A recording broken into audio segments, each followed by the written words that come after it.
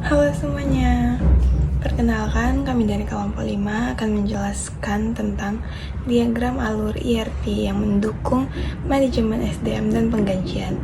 Sebelumnya, perkenalkan nama saya Joyce Pegrana Pautar dan saya ditemani oleh rekan-rekan saya yang bernama Aat Anggraini, Putri Alfajaro, Widya Purwanti, dan Yuni Artika. Baiklah, selanjutnya akan dibahas oleh saya pribadi. Diagram ini menunjukkan bagaimana data mengalir dari berbagai bagian perusahaan menuju sistem ERP, diolah, lalu menghasilkan pembayaran dan laporan. Baik, langkah selanjutnya yaitu menginput data awal. Yang pertama adalah factory workstation. Ini adalah stasiun kerja pabrik. Data ini penting untuk menghitung upah berdasarkan jam kerja atau proyek.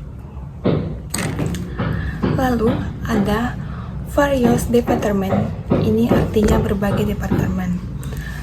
Informasi ini digunakan untuk mencatat kehadiran dan menghitung total jam kerja. Yang terakhir adalah human resource, yaitu departemen SDM. Ini akan mempengaruhi database induk karyawan. Nama saya Yuni Artika. Saya akan melanjutkan materi dari Joyce.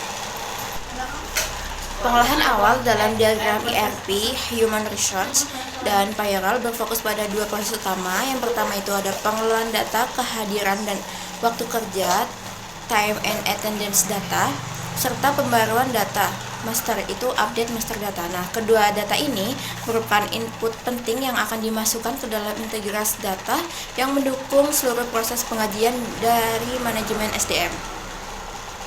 Nah, yang pertama itu ada time and attendance data itu. Nah, sumber datanya itu berasal dari berbagai departemen dan workstation pabrik melalui job time ticket and time card. Nah, jadi isi datanya itu dia mencakup jam masuk, jam keluar, lembur, absensi, izin, dan kehadiran pegawai baik yang bekerja di kantor maupun di luar kantor. Nah, proses inputnya itu data kehadiran dan waktu kerja dicatat secara otomatis melalui sistem absensi digital atau input manual oleh admin Human Resource. Nah, data ini kemudian divalidasi agar akurat dan sesuai dengan jadwal kerja, lembur, serta absensi yang telah disetujui. Yang kedua itu ada update master data.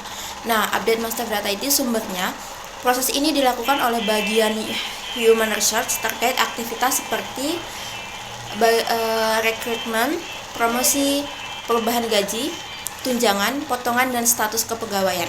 Jadi, isi datanya itu meliputi identitas, jabatan, gaji pokok, tunjangan, potongan nomor rekening, status aktif atau non-aktif, dan perubahan lain terkait kepegawaian.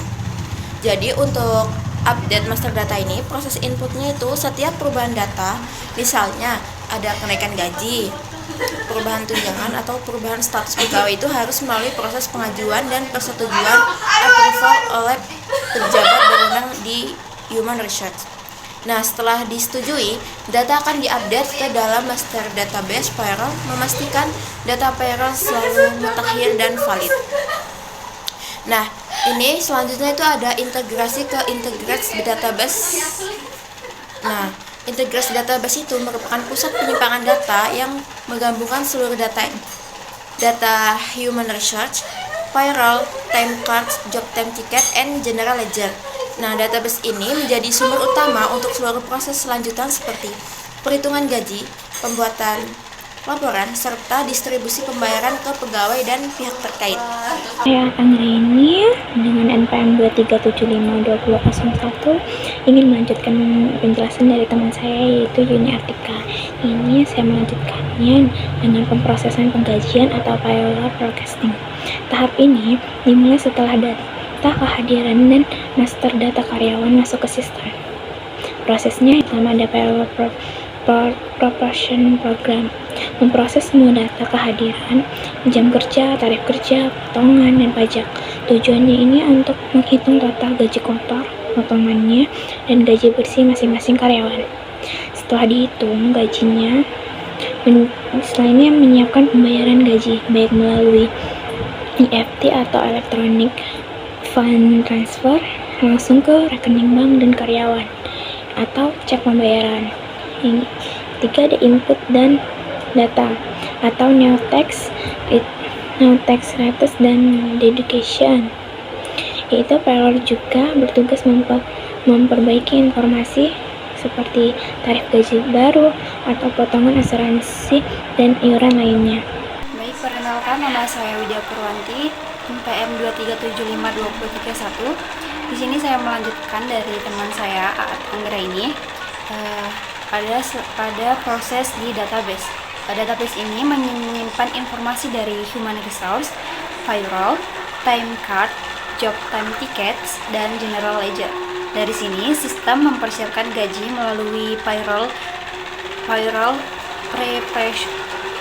preparation program. Selanjutnya yaitu persetujuan dan pembayaran. Yang pertama ada account payable, menyetujui dari payroll.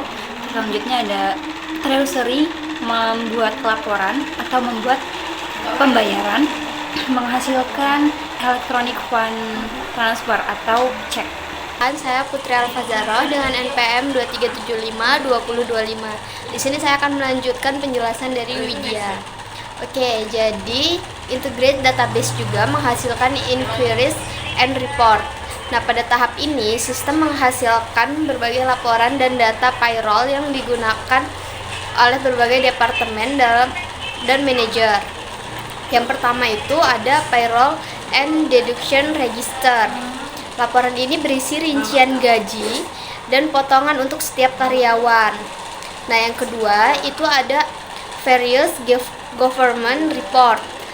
Laporan ini disiapkan untuk memenuhi kewajiban kepada pemerintah seperti laporan pajak, BPJS, dan laporan ketenagakerjaan lainnya.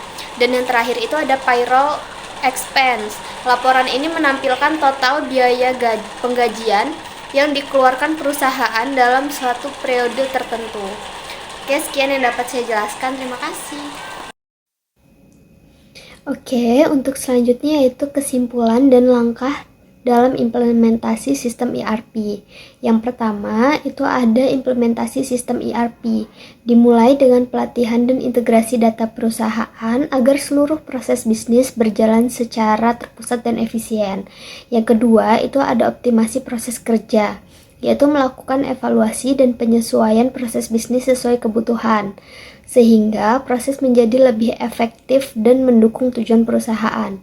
Dan yang terakhir yaitu analisa dan pelaporan, yaitu menggunakan data yang dihasilkan dari ERP untuk strategi pengelolaan SDM dan keuangan yang lebih baik, serta mendukung pengambilan keputusan berbasis data.